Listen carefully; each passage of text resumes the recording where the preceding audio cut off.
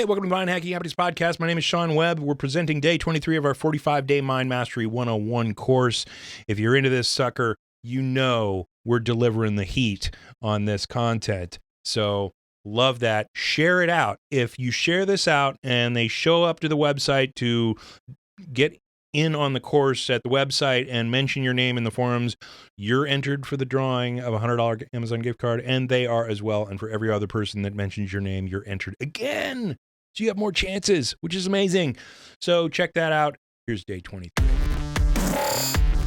Hey guys, welcome to day 23 of the 45-day Mind Mastery 101. So yesterday we talked about fear, if you recall, and we talked about specific definition of fear, which was when your mind believes a threat to self exists. And then we piled on top of it all of the individual self items that are connected with self that we've been working on with our self worksheet. And so now we can understand not just fear, because that's a universal definition of fear, by the way, is when the mind believes a threat to self exists. But now we can understand all of the individual fears associated with all the things that are connected with our mind's us, with our mind's sense of self. Our parents, our friends, our kids, our family members, our job, our politics, our religion, our, favorite sports team, whatever it is, we now understand the individual instances of fear that can occur when the mind believes there's a threat to, boom, one of those things, right? And so what that gives us is a deeper granularity, a deeper vision into how our mind is creating the specific reaction of fear. And so we are going to take that and do a Watch Your Mind Wednesday, special edition, Watching Your Fear. Okay, if you remember, Watch Your Mind Wednesday is an opportunity to enter meta-awareness at will, to watch our mind for specific things to occur. When we're in meta-awareness, it's a mind's control room, and that's when we can take control of our mind if we wish, or to not be controlled by our mind, at the very least. Watching our mind gives us a better understanding of our mind, and understanding the mind gives us a calmer mind because our mind feels heard. And that does all sorts of awesome, cool stuff. So, watching for fear. What we're specifically watching for as we go throughout our day, we know we have our expectations and preferences that are automatically set by our self-map stuff. So that's not going to change unless we take something off our self-map or we move it out toward the center and say, I'm not going to care about this as much anymore, right? That's the only way we can affect the EP side of the equation of emotion. But our perception, a lot of times, is painted automatically for us. So the mind says, ooh, that's a snake, when it's actually a garden hose. I should be afraid of that. And you jump at a garden hose, and then you feel silly, right? Well, your perception, obviously can be adjusted by you, but only after the fact. Your brain is going to create a perception for you, a perception and appraisal that's pretty quick, because your limbic system is supposed to be searching for threats. And the limbic system is the quickest portion of your brain. Fear and anger arises much faster than happiness and joy. It's just a survival thing. So we need to watch our mind for those quick reactions of our limbic system, of our perception and appraisal process that say, that could be a threat to me, or a threat to specifically something on our self-map, okay? And as we watch that throughout the day, we're going to get a better understanding of it. We're going to get a better granular vision of it.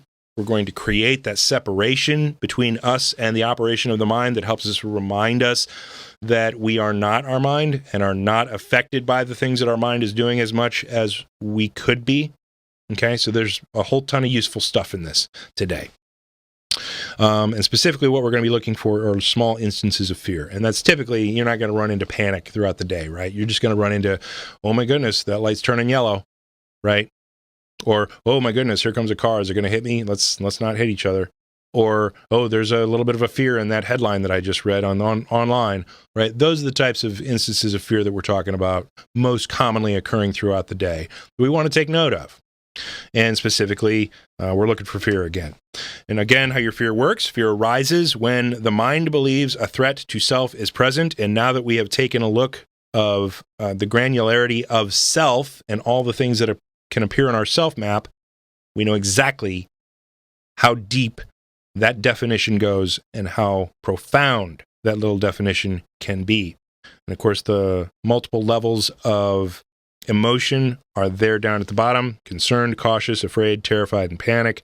I doubt that you'll find panic, but I hope you don't anyway. Your homework for today Watch your mind for small instances of fear. Hint, while accessing media is a good opportunity to find little nervous points of, oh my gosh, another school shooting has occurred. Will that occur at my son or daughter or niece or nephew's or neighbor's kids' school? I certainly hope not. I hope all the psychological profiles of the kids are well in order, that nobody grabs a gun and wants to get back at everyone for whatever's happened to that kid in his own perception, right? Those little fears like that, those are the things we want to notice. Those are the things we want to take note of, because that's the other side of this. I want you to take notes. Take notes of your expectation or preference that will be associated with a self item, a specific self item, and be it an idea. An idea that, specifically with the school shootings, an idea that schools should be addressing the psychological well-being of their kids much better so that the kids don't run off the rails and start shooting, right? That's a belief, but that goes on your self map, right? That's an idea that goes on your self map. It doesn't have to be a person, place, or thing. It could be an idea. So note those ideas, and then note the perception that created that little bit of fear that you're feeling, so that you can identify that and get better practice at it. Because as we use those muscles, we get better at it, right? We get stronger at it.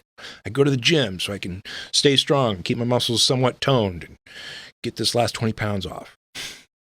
Anyway, do that for the next 24 hours. It's Watch Your Minds Wednesday, special edition, Watch Our Fears. So I will see you tomorrow, where we'll discuss the next little bit. Talk to you soon.